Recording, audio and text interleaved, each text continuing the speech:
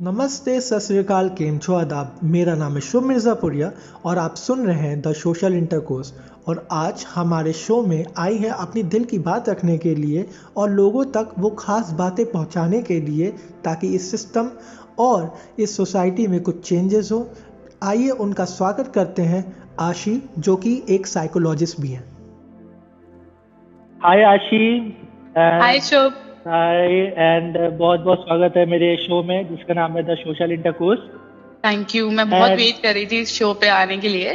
Thank you and मैं भी आपका वेट कर रहा था क्योंकि आप हमेशा एच ब्लॉक पे वेट करती थी और मुझे पता नहीं चलता था कि वो आप है। मेरी वो दोस्त है जो कि लखनऊ की है और मुझे ये भी नहीं पता था कि वो आप है। मुझे लगा कि वो आपकी जुड़वा बहन है जो बेचारी सोचती रहती है कुछ ना कुछ एच ब्लॉक में कि अरे। कहाँ जाना है, किधर जाना है। ठीक है। And thanks to this lockdown यार, फिर पता चला कि वो एक्चुअली में तू थी, तेरी जुड़वा बहन नहीं थी। This is so like annoying for me कि मेरी दोस्त वहां खड़ी रहती थी, कुछ सोचती रहती थी। और एक चीज मैं भी बता दूं, तूने 2-3 बार देखा भी है मेरे को, लेकिन तुमने नोटिस हाँ नहीं किया। यार, मैंने एक्चुअली देखा है, मुझे हाँ। लगता है, बट आई थिंक वो कहीं ख्वाबों या ख्यालों में खोई खोई ना होने की वजह से वो मिस हो गया। And that H block seems to be like ना क्रेजी जगह कि मतलब आई वहां नो पर राइट। लोग लाइक मतलब मुझे बहुत हैपनिंग लगता है वहां का ये माहौल। लोग मतलब सीढ़ियों पे बैठ के मतलब बच्चे बातें कर रहे हैं, एंजॉय कर रहे हैं, सॉन्ग गिटार चल रहे हैं, सॉन्ग्स चल वाओ। रहे हैं, हाँ डांस दैट चल इज रहे या। हैं। इट वाज सो मच और मैं आपको बताता लाइवलीहुड। हूँ, हाँ, और मैं आपको बताता हूँ एक बार मतलब इनिशियल पीरियड की बात है और मैं अपने 2 दोस्त के साथ था और मैंने कहा कि चल यहाँ पर पुशअप करते, कौन देख रहा है। तो हम लोग लिटरली वहाँ पर पुशअप किया था और बाकी वीडियो बनाया था। और वीडियो बनाते बनाते ये हमें पता चला कि लोग हमें देख रहे थे। और फिर मेरी दोस्त ने मुझे बोला ये चीज कि तुम लोग ये जो पागलपंती कर रहे हो ना, पहले चलो यहाँ से भाग चलो। एक तो पहले तो गर्ल्स हॉस्टल के बीच में एक काम कर रहे हो, किसी ने अगर कुछ बोल दिया तो पटक के मारेंगे और उल्टा चालान तो ऐसे करेंगे। हाँ, ये बात तो सही है वैसे, लेकिन ऐसा कुछ होता नहीं, बल्कि लड़कियां ज्यादा एंजॉय करती वो चीज। यार मुझे भी लग फिटनेस रहा इज था। ऑलवेज गुड यार। नहीं यार, सही कह रही थी। लेकिन actually it was a different scenario for us. मैं मेडिकल बैकग्राउंड से आया हूँ, मैं खुद पेशे से डॉक्टर हूँ। तो हमारे मेडिकल बैकग्राउंड में इस तरीके के इतना हैपनिंग वाला वो नहीं रहा, माहौल रहा है, स्टडी वाला रहा है। तो सही है यार। और तू भी मिल गई वहां पर, खोई हुई मेरी जुड़वा दोस्त। जुड़वा दोस्त, ये अच्छा था, ये अच्छा था। हाँ, क्योंकि सीरियसली ये जो आशी है जो मेरे से बात कर रही है, और वो जो आशी जो खड़ी रहती है वो ऐसे ब्लॉक डिफरेंट में लेफ्ट एकदम। हैंड, बहुत डिफरेंट यार, एकदम मतलब शांति आई से। No. She is like thinking and पता नहीं क्या सोच रही है यार। मतलब क्या सोच रही है, मतलब जाके पूछो आशी। एंड शी वाज लाइक तुम कौन हो। सीरियसली लाइक एक दिन, हाँ सीरियसली मैंने खड़े होके तेरे को एक बार गौर किया था कि हाँ ये वही है। फिर तूने मेरे को देखा था, फिर आई थिंक तो यू पता नहीं कैसे जंपे में तू भाग गई। आई थिंक वो किसी ख्याल में रही होंगी मैं, बट वो तेरे ख्यालातों के जो ख्यालात है ना, ये कुछ ऐसे नरमा नरम है जो इस लखनऊ की वादियों में इस तरीके से घूमते रहते लाखों लोगों के दिलों को लेके चले जा रहे हैं।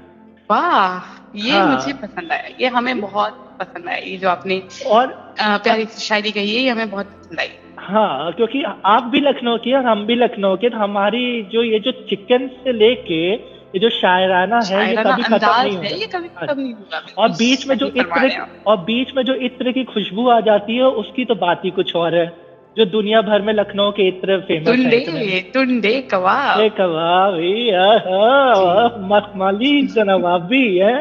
हाँ जी। तो आशी, हम अपने शो के बारे में बताते हैं। तो ये शो के बारे में ऐसा है कि हम उन जज्बातों को लेके आते हैं, उन ख्यालातों को लेके आते हैं जो कि एकदम नरम पड़ गए हैं, और नरम के साथ साथ उस पर कोई ध्यान नहीं दे रहा है। ऐसे लगता है जैसे ठंडक हो जाती है, ठंड में एक सूख में और एक ठंडी बॉडी के ऊपर चादर डाल दी जाती है, वैसी ये बातें होती जो ठंडी पड़ गई है और उस पर चादर डाल दी गई है। कोई पूछना नहीं चाहता है इसमें। तो हम ओके। उन बातों को लेके जाते हैं एंड तुम्हारा बहुत बहुत शुक्रिया करना चाहते हो कि तुम मेरे शो पे आई हो एंड तुम अपनी बातें रखोगी।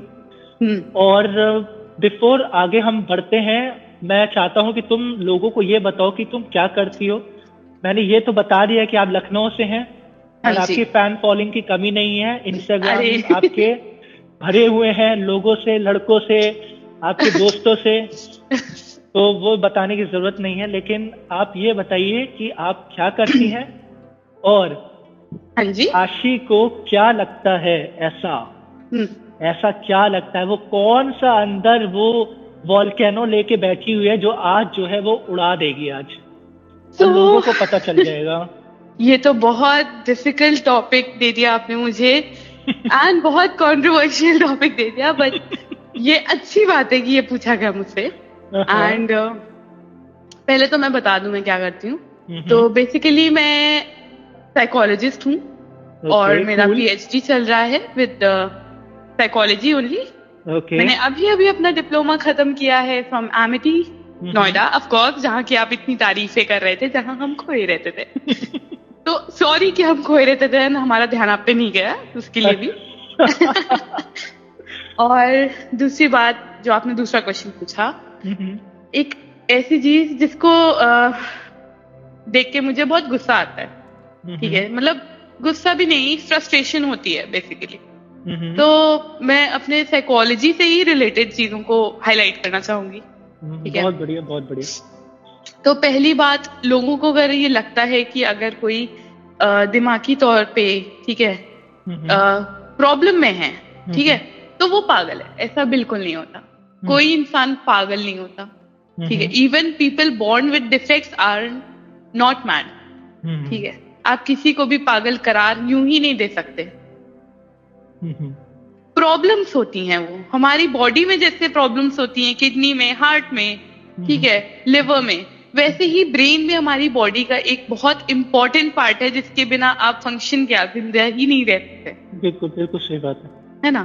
तो अगर उसमें कोई प्रॉब्लम आ रही है, वो इतना डेटा अंदर लेता है, इतना एनालाइज करता है, इतना हर दिन प्रोसेस करता है। तो अगर कहीं वायरिंग की प्रॉब्लम, कहीं भी कोई छोटी सी प्रॉब्लम आ रही है, तो उसको हम गलत नजरिए से क्यों देखते हैं? वो भी तो हमारी बॉडी का एक पार्ट है। हम क्यों दूसरे को पागल करार कहते हैं? अगर कोई साइकोलॉजिस्ट, साइकियाट्रिस्ट के पास जा रहा है, तो हम उसको ऐसे नेगेटिव नजरिए से देखते हैं कि अच्छा वहां जा रहा है, ठीक है, मतलब पागल होगा। ऐसा नहीं होता। ब्रेन भी हमारा बॉडी का पार्ट है। अगर उसमें कोई प्रॉब्लम है, तो इंसान जाता है, दवाई लेता है और वो अपने आप को क्योर कर लेता है। बिल्कुल बिल्कुल। मेंटल डिसऑर्डर्स का क्योर है, लेकिन अगर सही वक्त पे सही ट्रीटमेंट और सही थेरेपीज आपको मिल जाएं, तो आप 100% क्योर हो सकते हो। अगर 100% भी नहीं, तो एटलीस्ट मैं बोलूंगी 80% क्योर होना आपका लाजमी है। बिल्कुल बिल्कुल सही बात बोली। कोई ऐसी मेंटल डिसऑर्डर नहीं है। अगर हाँ चीजें हद से ज्यादा आगे बढ़ गई हैं, मेंटल डिसऑर्डर्स आगे बढ़ गए हैं, प्रॉब्लम्स आगे बढ़ गई हैं, तब भी आपका क्योर हो सकता है। उसको उस स्टेज पे कंट्रोल किया जा सकता है, वो उससे ज्यादा बढ़ेगा नहीं। लेकिन लोग इस डर से कि हम अगर साइकोलॉजिस्ट के पास जाएंगे, हम साइकियाट्रिस्ट के पास जाएंगे, तो लोग हमें पागल बोलेंगे, लोग अपना ट्रीटमेंट नहीं कराते हैं, लोग अपना क्योर नहीं लेते। बिल्कुल बिल्कुल। आशिक, जैसे आपने ये जो लास्ट के जो कुछ ये जो अल्फाज बोले, इसमें जो ये था कि हम जब साइकियाट्रिस्ट का नाम लेते हैं तो एक अलग ही दुनिया हमारे आसपास बिछा दी जाती है लोगों के द्वारा। हम डरते हैं उनसे कहने में, हम अपने करीबी लोगों से कहना में डरते हैं कि मुझे एक साइकियाट्रिस्ट की जरूरत है, मुझे उनसे बात करनी है क्योंकि मुझे कुछ प्रॉब्लम है। तो लोग क्या कहते हैं, लोग कहना शुरू कर देते हैं, अरे तुम्हें साइकियाट्रिस्ट की कैसे जरूरत पड़ गई है, मतलब तो दिमागी प्रॉब्लम है। दिमागी प्रॉब्लम मतलब पहले आपने एक जहर डाल दिया कि दिमागी प्रॉब्लम। बिल्कुल।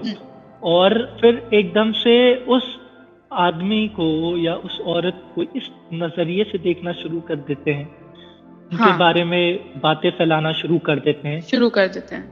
तो इस चीज में तुम्हारा क्या कहना है? क्योंकि एज अ साइकोलॉजिस्ट तुम क्या कहना चाहती हो कि तुम ऑफ कोर्स तुम समझती होगी और मैं भी समझता हूँ क्योंकि मैं भी डॉक्टर हूँ।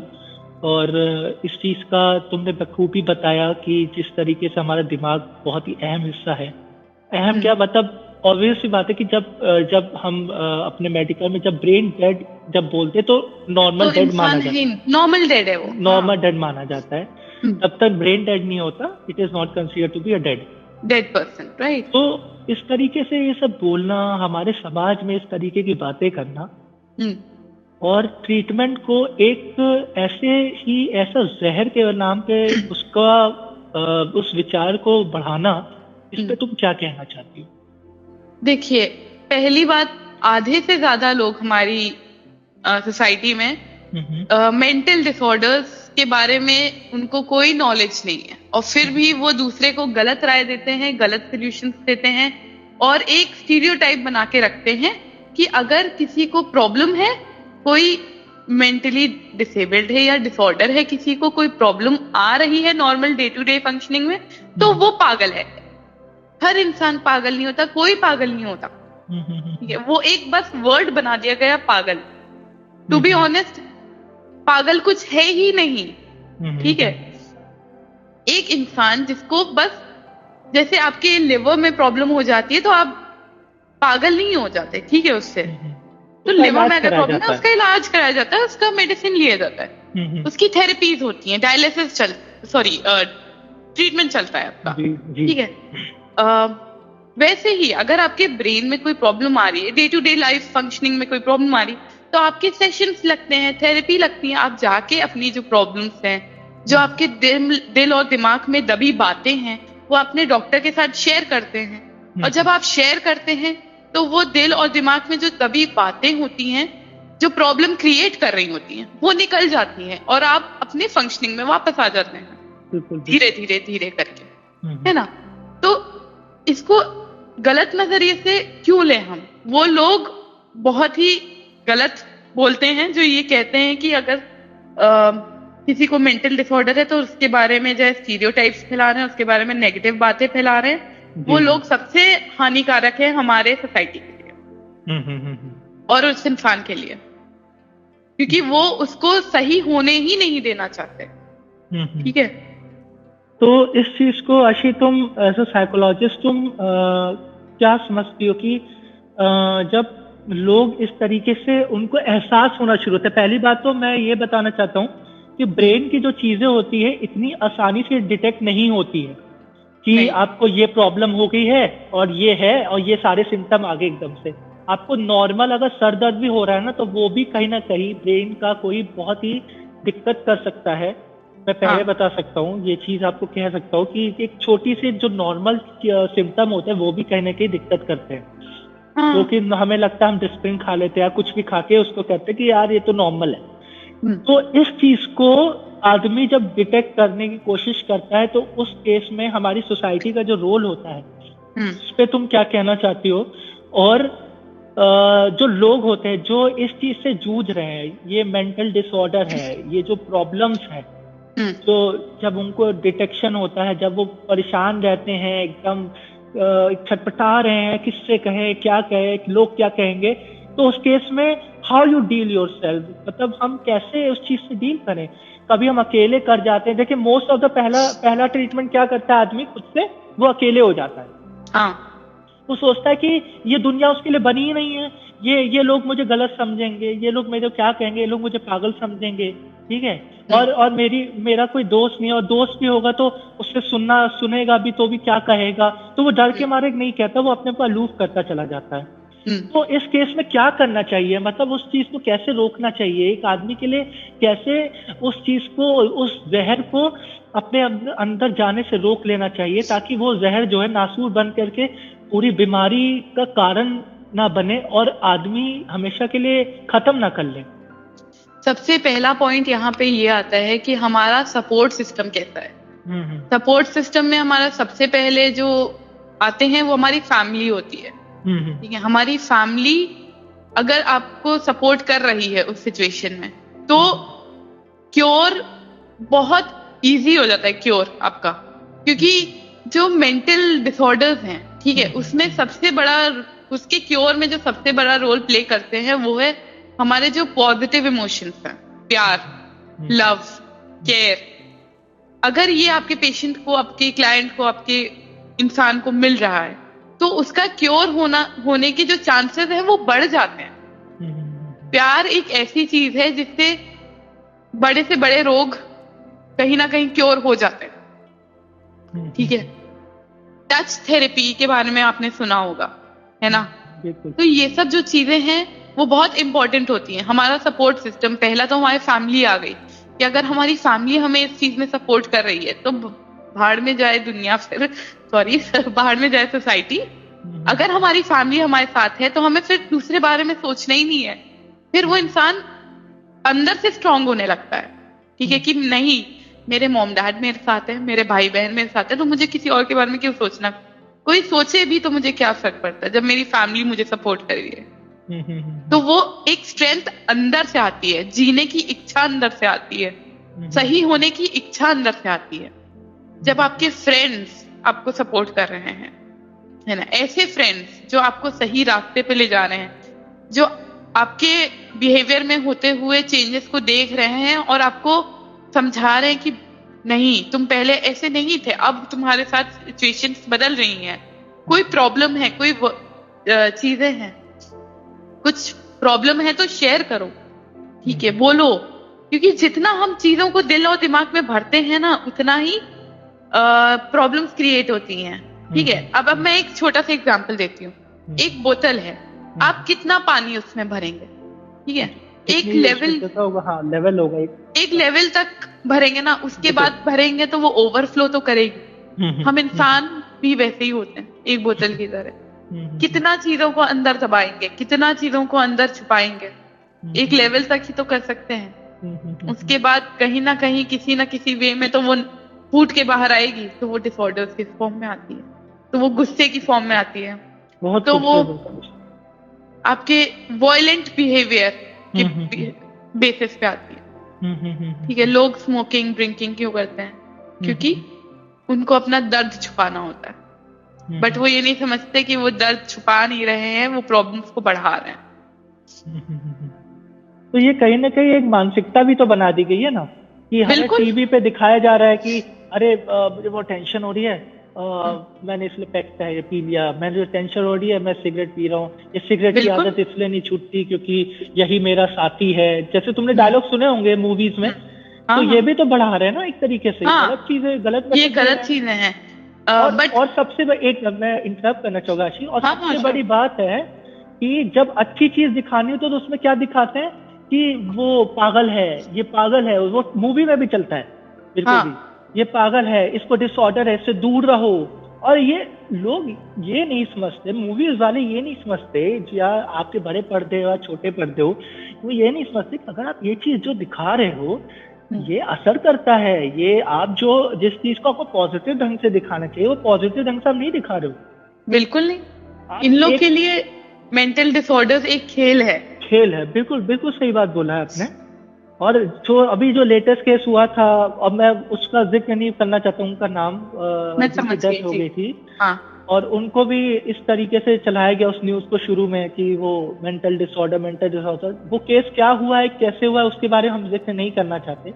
बट कहीं ना कहीं उसके लेवल पे पहले तो मैं यही कहना चाहता हूँ कि पहले तो उस बंदे को आपने कुछ हेल्प नहीं की जब उससे जरूरत थी।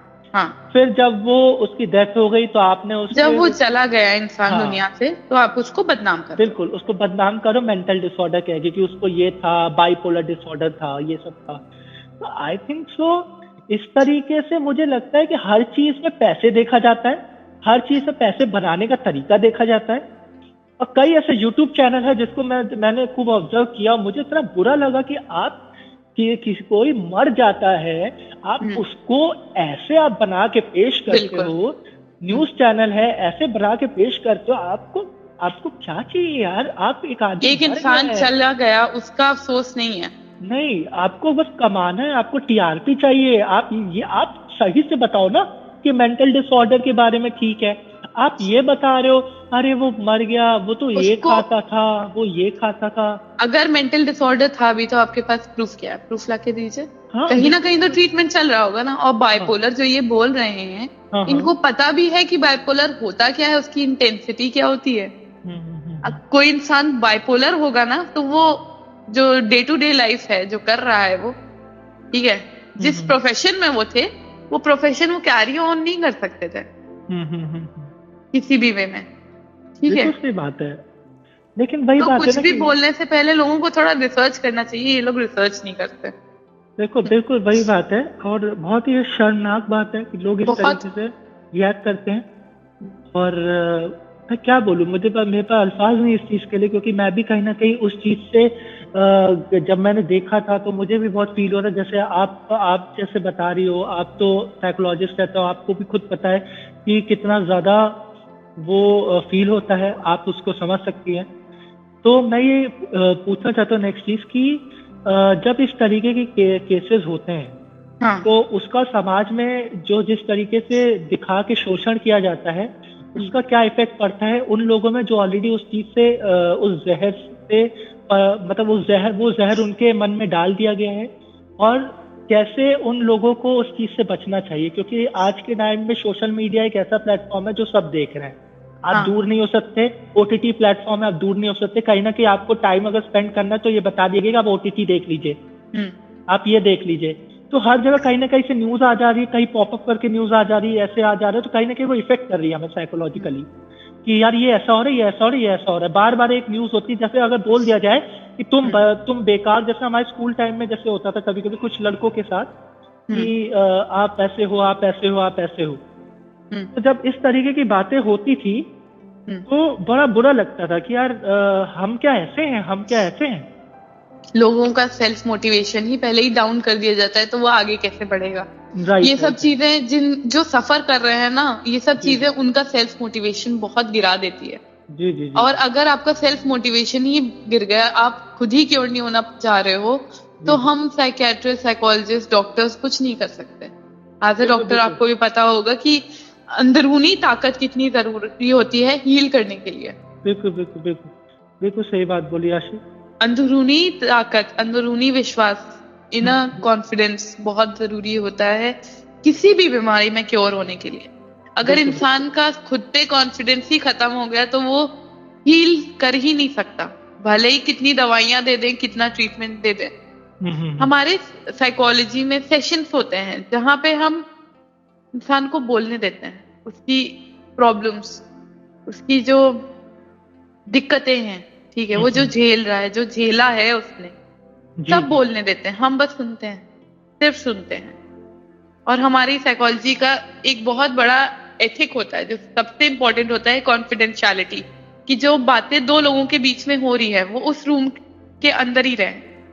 तो हम्म। इस पॉडकास्ट के जरिए अगर मैं लोगों को इन्फ्लुएंस कर पा रही हूँ कि अगर किसी को कोई प्रॉब्लम है तो बात करें, अगर साइकोलॉजिस्ट से नहीं कर पा रहे हैं तो किसी ऐसे से करें जिसपे आपको विश्वास हो। हम्म। साइकोलॉजिस्ट से बात या साइकियाट्रिस्ट से बात करने पे आपकी कोई बेइज्जती नहीं होगी, आपको कोई नहीं जानेगा, क्योंकि आपकी जितनी भी डिटेल है वो प्राइवेट और कॉन्फिडेंशियल रखी जाती है। हम्म। तो मुझे ये बताओ कि अ, जब इस तरह के पेशेंट का ट्रीटमेंट तुम लोग कैसे करते हो, किस तरीके से करते हो? जैसे एक मॉरल सपोर्ट होना जरूरी है, वो भी एक दवाई का काम करती है। एक हाँ मतलब कोई भी सपोर्ट होना बहुत ही बड़ी दवाई का काम करती है। कभी हाँ कभी कुछ ऐसी इस तरह की बीमारियां बिना दवाई के भी काम कर जाती है। हाँ। तो उस केस में मुझे ये बताओ कि कैसे तुम लोग डील करते हो इन पेशेंट से, और उनसे कैसे उनकी काउंसलिंग करके, या क्या तुम ऐसा करते हो कि उनको ये एक कॉन्फिडेंस जताने की कोशिश करते हो कि हाँ सब कुछ ऐसे ही हो सकता है, आप सही हो सकते हो? तो इस पे थोड़ा मुझे बताओ। तो काउंसलिंग के जो सेशंस होते हैं वो बहुत इजी नहीं होते, क्योंकि कई बार लोग हिचकिचाते हैं फर्स्ट मीटिंग में।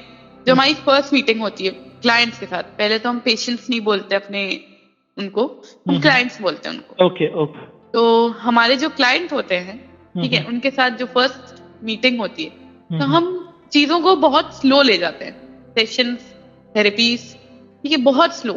हम्म क्योंकि भागने से हमारे क्लाइंट को ये लगता है कि हम इंटरेस्टेड नहीं है, हम चीजें जल्दी खत्म करना चाहते हैं। हम्म तो पहले तो इंट्रोडक्टरी सेशंस होते हैं हमारे, ठीक है, हम जानते हैं पेशेंट को, क्योंकि एक क्लाइंट का उसके डॉक्टर पे ट्रस्ट करना बहुत इंपॉर्टेंट होता है। जी जी, और बिल्कुल सही कहा। जो इंसान प्रॉब्लम में आ रहा है किसी अजनबी से अपनी बातें, अपने दर्द शेयर करने, वो एकदम से ट्रस्ट नहीं कर पाएगा आप पे, ठीक है। तो वो ट्रस्ट दिलाना पड़ता है, उसको समझाना पड़ता है चीजें, प्रोसीजर्स, उसको बताना पड़ता है कि हमारे जो बीच की बात है वो कॉन्फिडेंशियल रहेगी, वो कहीं थर्ड पर्सन तक नहीं जाएगी। धीरे धीरे कुछ पेशेंट्स होते हैं या कुछ क्लाइंट्स होते हैं जो जल्दी ओपन हो जाते हैं, बट कुछ क्लाइंट्स होते हैं जिनको धीरे धीरे धीरे ओपन करना पड़ता है बातों से, उनको धीरे धीरे सुनना पड़ता है, आराम से, पेशेंटली एकदम। उसके बाद हम अपने सेशंस प्लान करते हैं अपने क्लाइंट्स के साथ, और जो भी उनकी तकलीफ है, जो भी उनकी प्रॉब्लम है, उसको एनालाइज करते हैं एक टेस्ट के through. Okay okay. Different disorders के लिए डिफरेंट टेस्ट हैं, ठीक है। उनके सिम्टम्स पे बेस करके हम समझते हैं उनको क्या प्रॉब्लम है, फिर उसके अकॉर्डिंग एक टेस्ट होता है। बहुत मैकेनिकल टेस्ट नहीं होता, वो actually written test mostly. Okay okay. तो उसके बाद हमारी थेरेपी प्लान होती है, इंटरवेंशन प्लान होते हैं, और धीरे धीरे उनको क्योर की तरफ हम ले जाते हैं। जब उनका क्योर हो जाता है तो हम प्रोग्नोसिस करते हैं फिर। Okay okay. तो फिर हमारा एक लास्ट जो लास्ट डे वाला सेशन होता है, उसको धीरे से टर्मिनेशन बोलते हैं हम, टर्मिनेशन सेशन। ओके। वो कैरी ऑन करके फिर हम उनको, जब हमें लगता है कि वो ठीक होने की तरफ है, वो अब अपने आप को क्योर कर सकते हैं, अपने आप को आगे ले जा सकते हैं, तो हम वो टर्मिनेशन सेशन स्टार्ट कर देते हैं। ओके। तो ये पूरा ये जो प्रोसेस तुमने बताई है एक प्रॉपर ट्रीटमेंट का, कि इसमें काउंसलिंग के अंदर ये सारी चीजें आती हैं? ये पूरा ट्रीटमेंट, इसमें काउंसलिंग और सारी चीजें आ जाती हैं। काउंसलिंग इसी का मतलब एक पार्ट है, इसी में आ जाता है। Okay okay. अच्छा, मैं एक बहुत ही थोड़ा डिफरेंट सवाल पूछना चाहता हूँ, जो कि मुझे लगता है कि ये आप लोगों के लिए बहुत जरूरी है। जैसे आप लोग इतना कुछ लोगों के जज्बातों को सुनते हो, बात करते हो, ट्रीटमेंट करते हो, उनके विचारों को समझते हो, फिर उनके साथ उनके वैसा बिहेव करते हो कि अच्छा बिहेव करने की कोशिश करते हो ताकि वो उस सिचुएशन से बाहर निकले। तो क्या इन सब चीजों का इफेक्ट क्या आप लोगों के ऊपर भी पड़ता है? बिल्कुल पड़ता है। अच्छा, तो मतलब किस तरीके से आप अपने को कंट्रोल करते हो? वो कहते हैं ना कि वो होते हैं ना कि अगर एक वो बातें हमने सुनी है ना कि एक सेब को अगर दूसरे खराब सेब के साथ या कोई डिफेक्ट चीज के साथ रख दो तो वो भी खराब होने लगती है। मतलब मेरा मतलब ये, मैंने एक एग्जाम्पल दी है, मैं यहाँ पे किसी को डिफेक्ट नहीं बोल रहा, मैं एक एग्जाम्पल दे रहा हूँ। तो वैसे ही अगर हम किसी को किसी के साथ रखते हैं और कहीं ना कहीं उसका असर आप पे पड़ने लगता है, तो इस चीज से आप लोग कैसे अपने आप को रोकते हो? कैसे उस चीज को ये करने की कोशिश करते हो कि हाँ ये मेरी जिंदगी नहीं है, ये किसी और की जिंदगी है, मुझे सही करना है, ये मेरे ऊपर नहीं पड़नी चाहिए?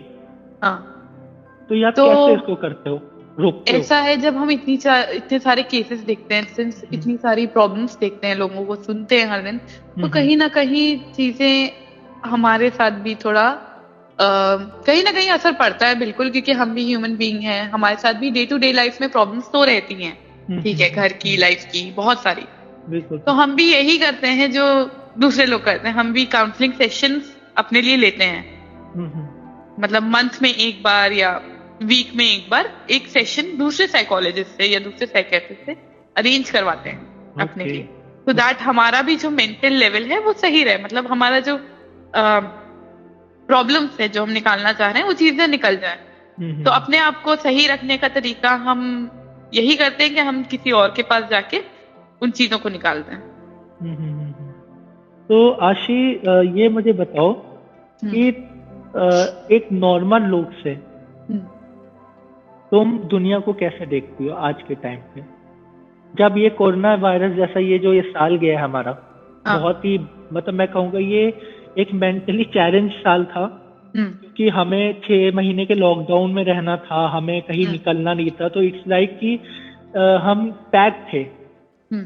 तो हमें मतलब लाइक तुमने इस चीज को कैसे मतलब देखा है, और क्या क्या नजरिया रहा तुम्हारा कि मतलब लाइक हम बंद रहे और तुम भी लॉकडाउन में रही होगी, हम्म तो तुमने ये दुनिया कैसे देखी इन 6 से 7 महीने में? तो मेरे लिए पॉजिटिव और नेगेटिव व्यूज दोनों हैं। हम्म। नेगेटिव तो ये कि इतने सारे लोगों की जान गई, इतने सारे लोग सफर किए, हम्म। इतने सारे लोग जो माइग्रेंट्स थे हमारे, जिनको अपना घर छोड़ के यहाँ तक आना पड़ा, हम्म। जिनका अम, जो डेली वेजर्स थे, जो डेली बेसिस पे काम करते थे, जिनको पैसा नहीं मिल रहा था, हम्म। जो स्टॉल्स लगाते थे, ठीक है, उनका हम्म। जितना नुकसान हुआ वो हम इमेजिन भी नहीं कर सकते।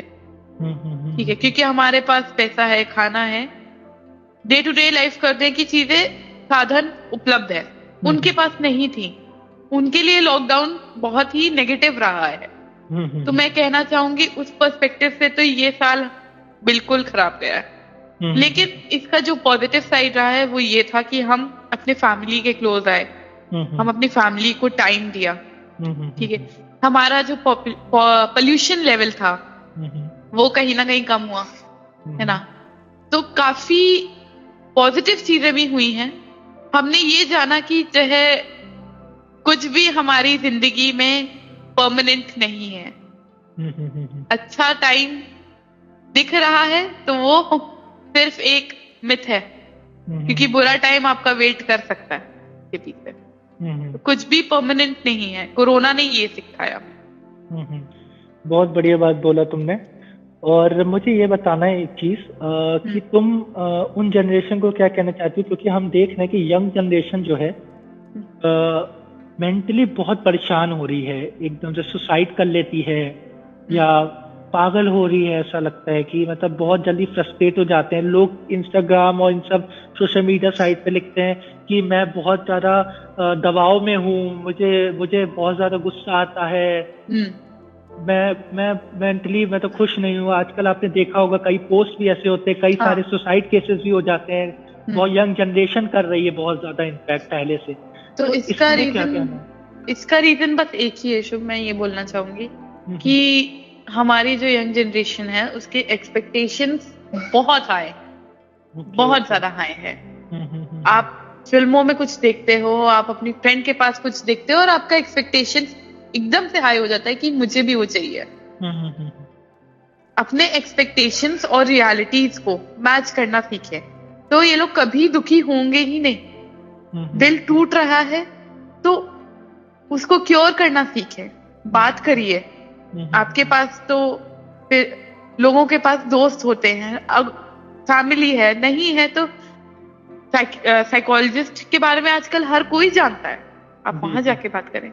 लेकिन बात करें, किसी ऐसे के लिए अपनी जान देना जो सिर्फ आपको 3-4 महीने से जानता है, और किसी ऐसे के बारे में ना सोचना जिसने आपको पैदा किया है, वो बहुत ही गलत है।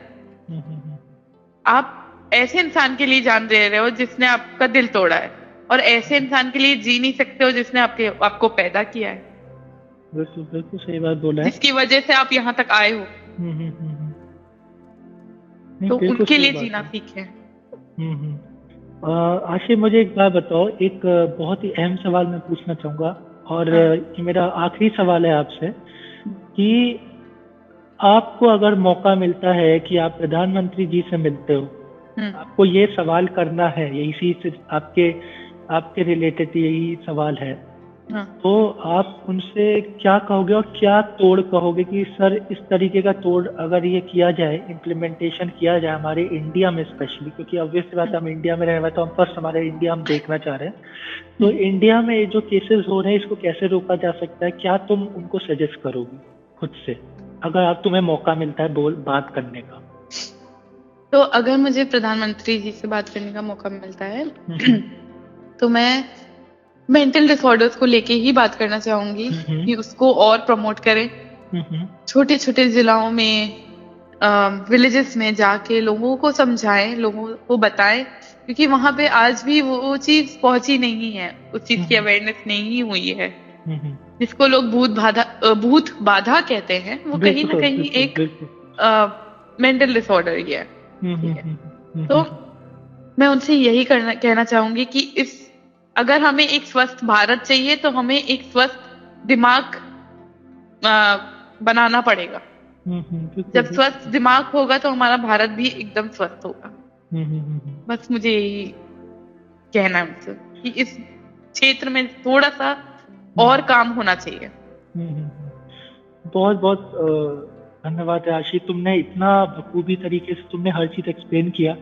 तुमने एक एक चीज बात रखी, एक एक जो तरीका था रखने का, इतने सिंपल वर्ड्स में रखा जो जब लोग सुनेंगे तो उस चीज को समझेंगे। और मेरा यही कहना है उन लोगों से जो परेशान रहते हैं मेंटली और कह नहीं पाते हैं, अपनी बातें नहीं कह पा रहे हैं, रखे हुए हैं, कि देखिए अगर आप बोलोगे नहीं ना और बात नहीं करोगे तो कुछ नहीं फायदा है। मन में दबा के रखोगे, डिप्रेशन में जाओगे, डिप्रेशन में जाओगे तो खुद को खराब करोगे, माहौल खराब हो जाएगा। और फिर जब माहौल खराब होने लगता है तो कोई आपको समझेगा नहीं, क्योंकि आपने बात नहीं करोगे तो वो आपकी बात समझ नहीं पाएंगे और फिर गलत फहमियाँ होंगी। और जब गलत फहमियाँ होती हैं तो उस गलत फहमियों को दूर करने वाला मेरे दोस्त कोई नहीं होता। आजकल लोग ज्यादातर मजा ही लेते हैं और दूर करने वाले आपकी गलत फहमियाँ वो कमी है। और मैं एक ही बात बोलना चाहूंगी लास्ट में कि हम्म। बोतल को उतना ही भरे जितनी कैपेसिटी हो, बहुत वरना बहुत बिल्कुल उसको सही खाली कहा। रहने दें। बिल्कुल सही बात बोला कि बोतल को उतना ही भरिए जितनी कैपेसिटी हो, क्योंकि उसकी भी एक लिमिट है। लिमिट है। और इसी बातों के साथ हम ये शो में विदा लेते हैं। और हाँ। आशी, तुमने जो भी कहा, तुम उन लोगों की एक फेस बन के आई जो लोग नहीं कह पाती ये बातें। एंड हाँ। आई होप कि तुम्हारी जैसी कई आशी निकले बाहर और अपनी बातें रखे। वो हाँ। कई लोग निकले, वो कई चेहरे निकले जिन्होंने खुद को अपने कमरों में छुपा के रखा है, मन में छुपा के रखा हुआ है। क्योंकि बिल्कुल। अगर आशी बोल सकती है तो सब लोग बोल सकते हैं, वो लोग बोल सकते हैं जिनके जज्बात अंदर छुपे हुए हैं। और मेरे दोस्त, एक चीज याद रखना, जज्बातों को नहीं निकालोगे तो कभी कुछ नहीं होगा, तो उसका तोड़ जज्बातों के करना, नीचे दब जाओगे। दब जाओगे। और दब फिर जाओगे। वही होता है जो आप जानते हो, आप डिप्रेशन में आ जाओगे, खत्म कर लोगे खुद को। और खुद को खत्म ना करके बातें करो, बातों से ही शुरुआत होता है, इस सिलसिले की शुरुआत होती है। तो आशी, बहुत बहुत धन्यवाद थैंक यू मेरे आपको भी। शो में आने बिल्कुल। के लिए। एंड बिल्कुल। आई होप कि आगे भी हमारी ऐसी मुलाकात होती रहेगी इस चीज डेफिनेटली पे। डेफिनेटली। और बिल्कुल, मैं वेट करूंगी। हाँ। तुम भी अगर आगे चल के और भी कोई अहम चीजें रखना चाहती हो तो मेरे शो में तुम्हारा हमेशा स्वागत रहेगा। डेफिनेटली। हाँ। और उन लोगों का भी स्वागत रहेगा जो अपनी बातें कहना चाहते हैं। और ये शो उन लोगों के लिए है, उन आम लोगों के लिए है जो कह नहीं पाते अपनी बात। आप आइए, अपनी बात कहिए और जरूर आपको सुने। एक सुनेगा, दो सुनेंगे, हजार सुनेंगे, सुनेंगे आपकी बात। और वो जब सुनेंगे ना आपकी बात, तब जाके फर्क पड़ता है मेरे दोस्त को। तो इसीलिए आप खुश रहिए, मेंटली खुश रहिए। फिजिकली खुश रहने की तो सब कोशिश करते हैं और रह भी जाते हैं। बाहर से तो सब दिखता है, लेकिन अंदर की जो खुशी होती है वो किसी को नहीं दिखती। और वो सही तभी बात। दिखेगी जब आप दिखाओगे अपने इमोशन से, अपने कैरेक्टर से। तो सही बात। इसी बातों से हम विदा लेते हैं। आशी, बहुत बहुत धन्यवाद। Thank you okay, bye. Once again. Thank and you. हम विदा देते हैं, अलविदा। और आशी, आप भी खुश रहिए, खूब एंजॉय करिए। और आप भी। शुक्रिया शुक्रिया। और फिर यार मिलेंगे हम लोग। डेफिनेटली। हाँ, फिर मिलेंगे और फिर बातें होगी हमारी इस चीज में। और डेफिनेटली आगे अच्छी अच्छी बातें इसी तरह इस शो में होती आती रहेगी। रहेगी। जी, आती रहेगी बिल्कुल। और इस शो में भी आती रहेगी। बहुत बहुत हाँ जी। धन्यवाद। Thank you. Welcome welcome.